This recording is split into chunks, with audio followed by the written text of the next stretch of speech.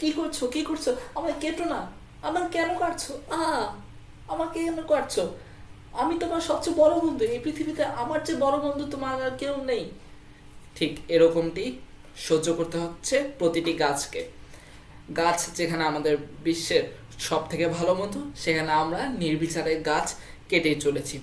এই গাছের কারণেই আমরা এই পৃথিবীতে বেঁচে আছি, শুধুমাত্র তাদের কারণে। তারা আমাদেরকে অক্সিজেন দেয়, তারা আমাদেরকে খাদ্য দেয়, তারা আমাদেরকে দেয় আমাদের আসবাবপত্র বানানোর জন্য কাঠ।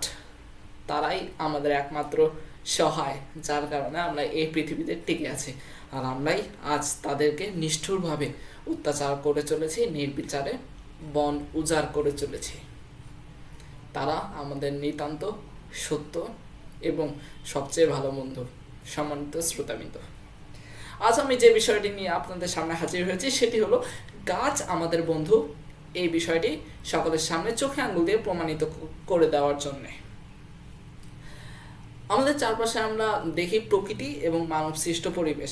তৃতীয় শ্রেণীর বাংলাদেশ ও বিশ্ব পরিচয় বইয়ে আমরা এটাই শিখেছি। এই দুই সৃষ্ট পরিবেশের মধ্যে সব থেকে গুরুত্বপূর্ণ আমাদের বেঁচে থাকার জন্য সেটা হলো প্রাকৃতিক পরিবেশ। সেই আদিমকালে মানুষদের প্রাকৃতিক পরিবেশ ছিল, কিন্তু ছিল না মানব সৃষ্ট পরিবেশ। তাও তারা টিকে থাকতে পেরেছে এবং বর্তমানে মানব সৃষ্ট পরিবেশ রূপান্তর করতে পেরেছে শুধুমাত্র প্রাকৃতিক পরিবেশ ছিল বলেই। এই প্রাকৃতিক পরিবেশের সব থেকে বড় উপাদান বা সব থেকে বড় আশ্রয়ের জায়গা হলো গাছ। গাছ আমাদের বন্ধু। তারা আমাদেরকে আশ্রয় দান করে। আশ্রয় দান করে কিভাবে?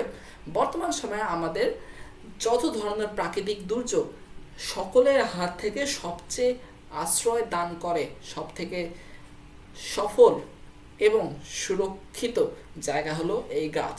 কারণ আমরা যখন দেখি বঙ্গোপসাগর থেকে দমকা হাওয়া আসছে এই বাংলাদেশের উপর আঘাত হানতে, ঠিক সেই সময় সুন্দরবনের গাছগুলো এক দুর্ভেদ্য প্রাচীর হয়ে দাঁড়ায় এবং হাওয়ার ভেদ্যটা অনেক অংশেই কমিয়ে দেয়।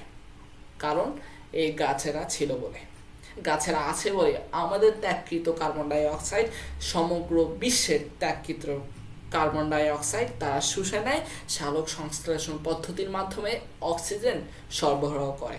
এই অক্সিজেন আছে বলেই আমরা শ্বাস গ্রহণ করতে পারি, তারাও শ্বাস গ্রহণ করতে পারে। আমরা গাছ একে অপরের উপর নির্ভরশীল, তবে আমাদের বেঁচে থাকার জন্য তাদের নির্ভরশীল হওয়াটাই মুখ্য বিষয়।